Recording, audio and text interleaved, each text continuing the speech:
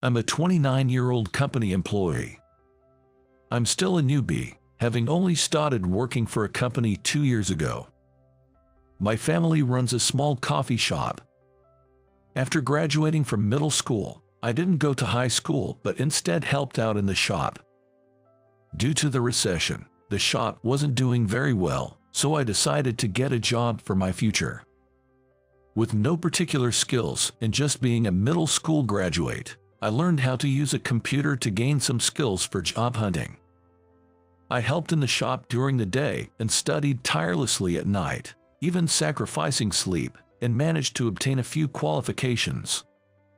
Alright, now my resume looks somewhat decent. The qualifications section of my resume, which was once blank, is now filled.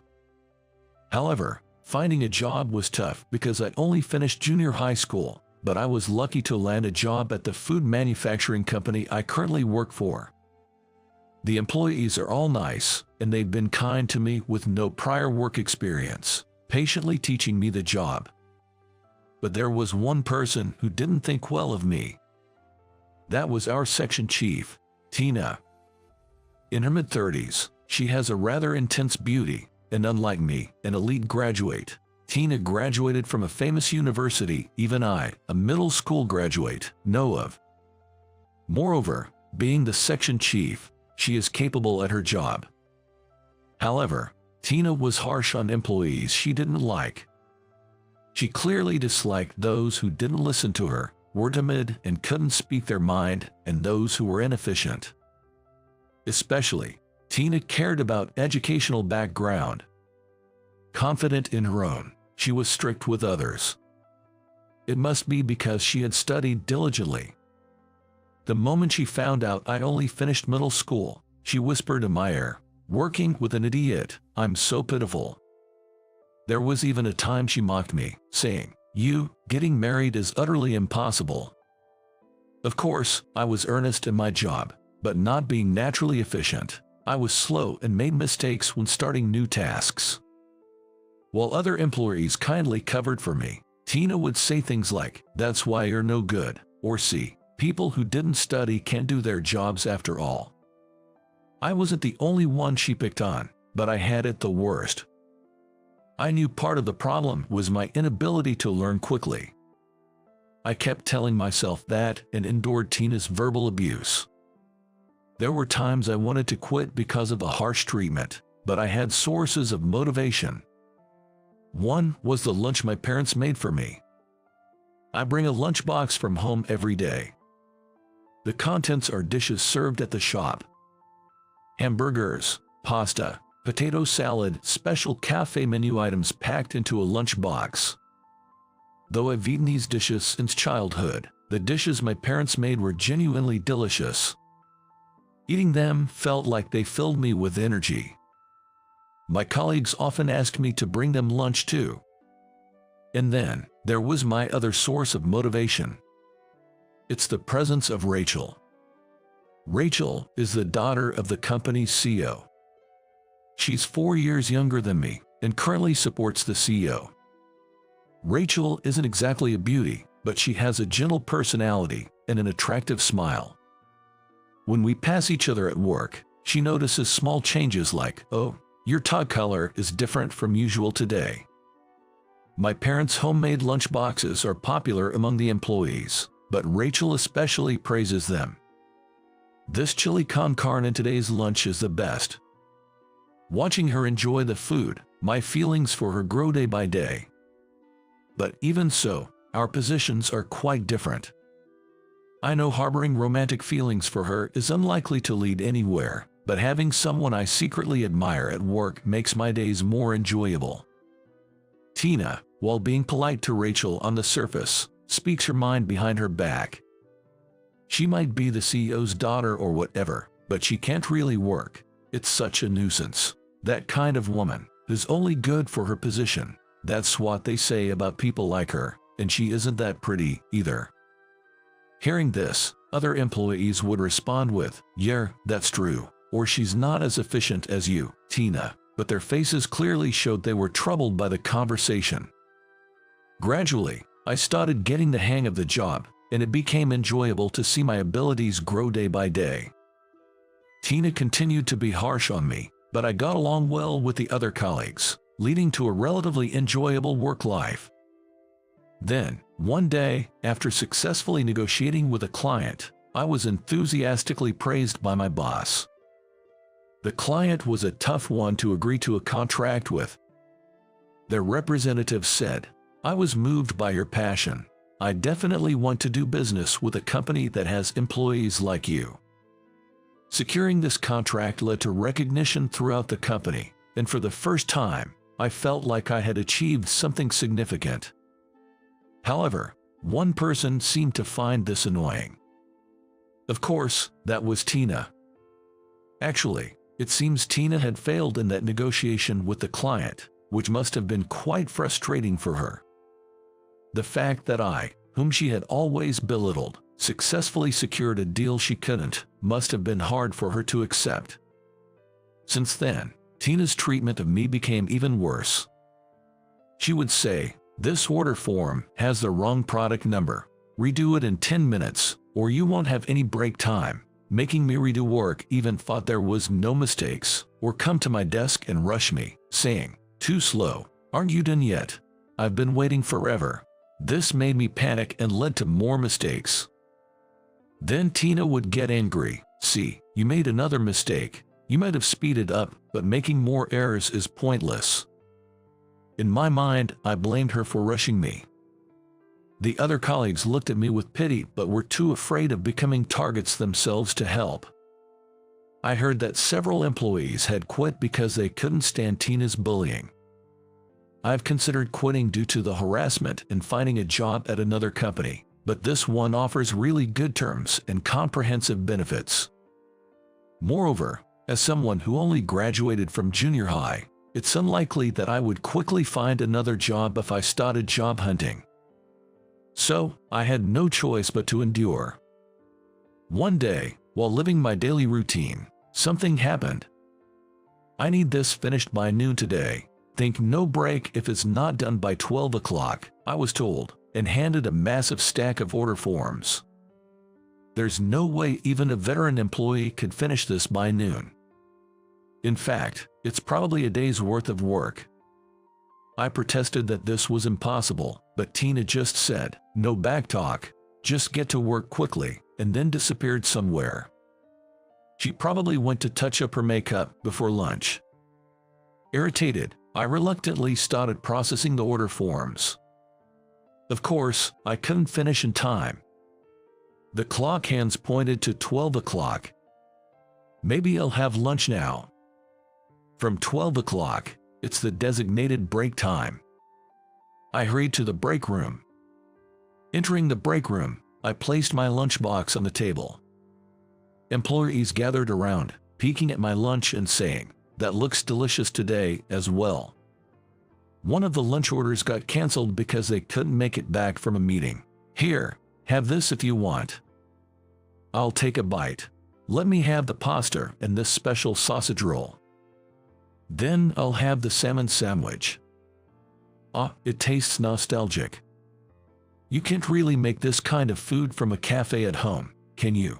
Seeing everyone's smiles from just a little bit of food made me genuinely happy. While enjoying lunch and casual conversation, someone approached with loud heel clicks. Ah, those footsteps, in comic book, they might describe this presence as oozing with a velour. I felt a chill down my spine. It was Tina. As soon as she saw my face, she spoke in her usual harsh tone. "Hey, if you're taking a break, that means you've finished the order forms I asked for, right?" Realizing the situation, I answered honestly. "I hadn't finished yet, but I've completed all the urgent tasks. I plan to finish the rest in the afternoon." I responded calmly and matter-of-factly. Then, turning my back to Tina, I continued my lunch. My actions must have really annoyed her. Tina snatched away my lunchbox. "Eating comes later. Work is more important. Get back to work," she said. The other employees tried to calm her down, saying, "Come on, Tina," but she was too enraged to listen. Glancing at my lunchbox, she mocked, "I heard your cafe running parents made this, but it looks like just an ordinary lunch anyone could make. In fact, it even looks unappetizing. No wonder your shop isn't thriving." I couldn't stand her belittling my parents. I couldn't help but say to Tina, "Please stop making fun of me, and could I have my lunchbox back?" Angered by my response, Tina's face turned red, and she poured tomato sauce all over my lunch. "Hey, what are you doing? This cheap-tasting lunch needs tomato sauce to be edible. It suits a junior high school graduate like you," she said. Her actions shocked the other employees, who remarked, "That's going too far." Tina snorted, "It's the stupid employee's fault for angering me." My anger turned to disbelief at her childish behavior. She stood triumphantly, smiling smugly. I was about to say something to her. Just then, "You're the worst," a loud woman's voice echoed throughout the break room. I looked and saw it was Rachel. That day, Rachel had ordered a homemade lunch from my parents. Not every day, but just on Mondays and Wednesdays. Rachel didn't always come to the office on other weekdays, so she only ordered lunch for days she was certain to be at work. Since it was Wednesday, I had brought an extra lunch box for Rachel. Luckily, her lunch was still safely stored in the break room fridge. Rachel, upset by Tina's food tampering, angrily said, "Tina, this is too much. Apologize to Max right now." But Tina, unable to contain her anger, retorted, "Just because you're the CEO's daughter doesn't make you so high and mighty. I'm older and more knowledgeable in work." Everyone around was stunned by Tina's words. Rachel's eyes were red with anger. Then, a large man in a black suit blocked the view. "What's all this noise about?" The voice belonged to the CEO. He was always in the office on Mondays and Wednesdays for client meetings. His office wasn't far from the break room, so he had heard the commotion. Even Tina was panicked by the CEO's arrival. The surrounding employees spilled everything that had happened. The CEO muttered, "I see," and said, "Tina, I wanted to talk to you about something. Could you come to my office for a moment?" "Yes, sir." With that, Tina was taken away by the CEO. "Really, what a terrible thing to do," I muttered. Rachel then said, "I'll eat something else, so please have the other lunchbox, Max." I wanted her to eat it, so I said, "No, please have the lunchbox, Rachel, and consider it a thank you for helping me today. No need to pay." Then Rachel suggested, "How about we share it?" Initially surprised, I was persuaded by her, and we ended up enjoying the lunchbox together that day. Soon after, Tina was demoted from her position as section chief. The reason, of course, was her relentless power harassment towards her junior colleagues. Initially just power harassment, lately, Tina had been slacking off work, dumping it on her junior colleagues. Apparently, her negligence in duties was the final straw. Tina was relegated to a branch office, infamously known as the graveyard. However, rumors about her had spread even to that branch, and finding the environment hostile, Tina left the company within a month of her transfer. Since Tina's departure, I've been able to work more freely and comfortably. After a while, I was suddenly called by the CEO. In the CEO's office, Rachel was also present. Sitting on the sofa, feeling anxious about whether I did something wrong, the CEO said, "Thank you for always providing delicious lunchboxes for Rachel." Then he added, "Actually, I've occasionally helped myself to them too. That food is truly exceptional. It somehow reminds me of her cooking." It seems he was referring to his wife. Rachel's mother had passed away due to illness when she was 5. Rachel always loved the bolognese pasta her mother made, and she said she still remembers the taste and hasn't forgotten it. Coincidentally, that taste closely resembled the bolognese served at my parents' cafe, reminding her of her mother. After the CEO finished explaining, he said, "Anyway, the delicious lunchboxes are great. I have a request, and proposed the following. He wanted me to provide lunchboxes on a larger scale for the company employees.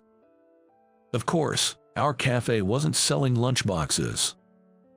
We did catering, but not frequently. For that day, I responded, "I'll discuss it with my parents," and they agreed quite readily. Rather, my mother was enthusiastic, saying, "I'm so happy to be praised so much. I'll work even harder from now on." My father also expressed his appreciation, remarking, "It's really a blessing." Since then, my parents began providing lunchboxes for the company.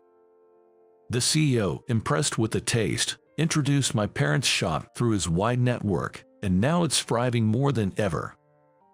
Furthermore, the lunchbox became a catalyst for me and Rachel to grow closer, and recently we even started going out for meals together. While I'm hesitant to convey my feelings, I hope to gradually build a closer relationship with Rachel, taking things slowly. Of course, I'll continue to work hard at my job too. I look forward to a fulfilling life in both work and romance.